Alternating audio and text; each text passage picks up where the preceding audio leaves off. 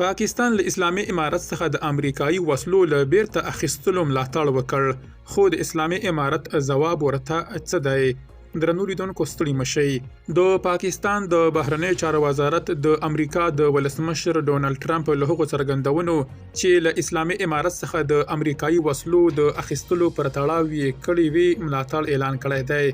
د نوموړي وزارت ویاند شفقت علي خان د پنځنۍ یا پنجشنبې پر ورځ د کپ پر 14مه ډیره کړې چې له اسلامي امارت سره د دې وسلو نشټوالی د سیمې له امنیت سره مرسته کوي. د پاکستان د بهرنی چارو وزارت ویاند ویلي دغه وسلې چې د اسلامي امارت چارواکي وایي په بشپړ ډول د دوی په کنټرول کې دي، پاکستانی وسلوالي د دغه هیواد د امنیتي ځواکونو پر وړاندې کاروي. نوموړي ویلي دغه وسلې د پاکستان په ترهګریزو بریدونو کې کارول شوي او دا زموږ لپاره د اندېښنې وړ ده.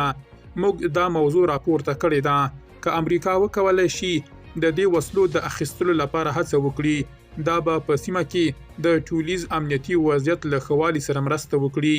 شفقت علي خان امریکا ته د داعش یو غړي سپارلو ته په اشارې ټینګار کړی چې له امریکا سره د پاکستان امنیتي همکارۍ د ترهګرۍ ضد او استخباراتي همکاریو پر ګډون یو روان بهیر دی.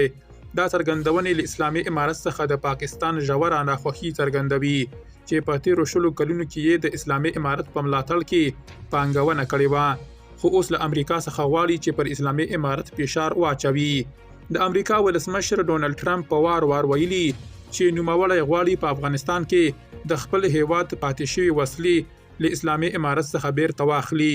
نوموړي په دې وروستیو کې د خپلې یوې وینا پر مهال د ډاګ په نوم یو کس ته دنده ورکړې چې له اسلامي امارت څخه د امریکایي وسلو او تجهیزاتو د بیرته ترلاسولو پلان جوړ کړي.